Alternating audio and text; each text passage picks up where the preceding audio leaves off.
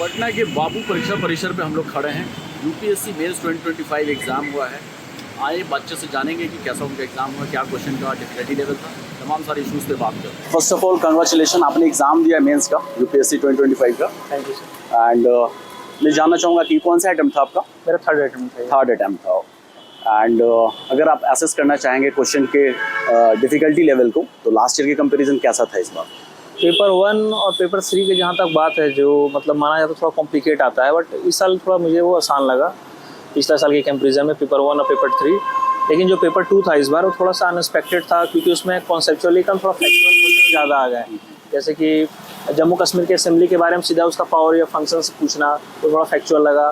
फिर यूएस के जुडिशरी का जो अपॉइंटमेंट है, उसका क्या मेरिट एंड डिमेरिट, उसके बारे में पूछना, ये कुछ सवाल थोड़ा सा अनप्रेडिक्टेबल लगा।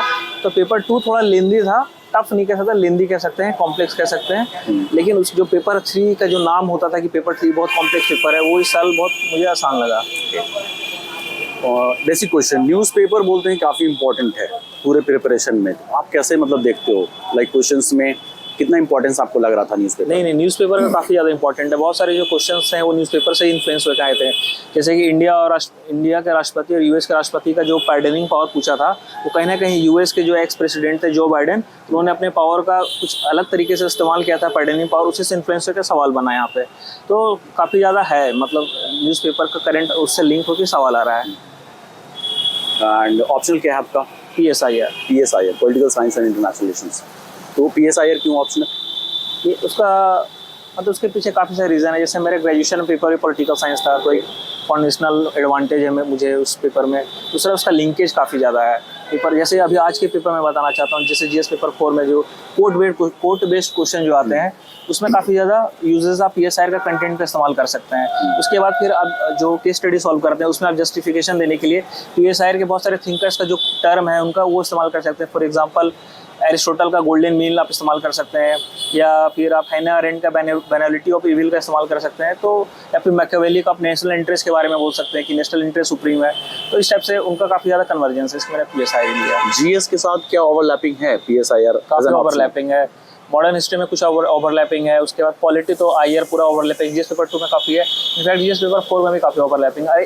सबसे इंपॉर्टेंट एथिक्स में आपको ऐसे में आपको बहुत काम आने वाला है PSIR का नॉलेज। खासकर आपको, जैसे हम लोग PSIR में बहुत सारे स्टोरी पढ़ते हैं। फॉर एग्जांपल जैसे Hobbs and lock.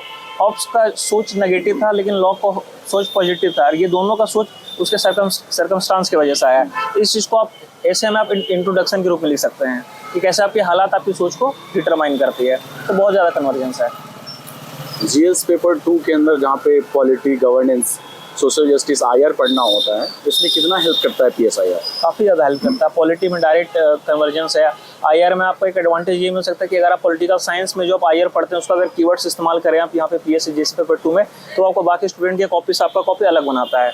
For example अगर इंडिया चाइना रिलेशन आए, तो आप इस्लामिक स्लाइसिंग टेक्निक्स का इस्तेमाल कीजिए, स्ट्रिंग ऑफ पर्ल्स पॉलिसी का इस्तेमाल कीजिए। तो ये सब आपका पेपर को, खासकर IR का आंसर थोड़ा यूनिक बनाता है। चाइना का एक अपना है मिडिल किंगडम सिंड्रोम, वो सब टर्म्स जो है आपको एक प्योर इंटरनेशनल रिलेशन का समझ को दिखाता है आपका। GS paper 2 and GS paper 3 काफ़ी डायनामिक टाइप होता है जी। तो इसको लाइक अपडेटेड रहने के लिए न्यूज़पेपर ज़्यादा मतलब sure and certain like reliable source होगा, या फिर कोई मैगजीन? मेरे हिसाब से दोनों का बैलेंस जरूरी है। डेली बेसिस पे न्यूज़पेपर करें, एक कंक्रीट सब्सटेंस के लिए आप मैगजीन फॉलो कर सकते हैं। एसए का पेपर कैसा हुआ इस बार? एसए का पेपर तो मुझे आसान लगा कंपैरेटिवली पीछे से। पिछले साल के मुझे तो टॉपिक्स लगभग 8 में से मैक्सिमम टॉपिक समझ में आ रहे थे, बट जिससे मुझे ज़्यादा लगा सटीक मैंने वही लिखा। ऑप्शनल अब कब होने वाला है पेपर? नेक्स्ट वीक 31 को। ओके। एंड वो एक ही दिन दोनों पेपर हो जाएगा? ठीक है, अच्छा लगा बात करके। नेक्स्ट होप कि आपका एग्ज़ाम निकले। अभी तो अच्छा खासा मतलब इंटरव्यू का भी है, 275 उसका वेटेज होता है। फिर कलेक्टिवली लाइक अगर आप 1000 प्लस में, तो 1 to 100 रैंक माने के लिए 1000 प्लस का ऐसा कुछ सीन है। ऐसा ही है? ये सर 950 सुपर ही रहना चाहिए। 950 सुपर होना चाहिए। जी सर। बेस्ट ऑफ लक, आपका एग्ज़ाम निकले, है ना, पूरी PDF लिस्ट के अंदर नाम हो।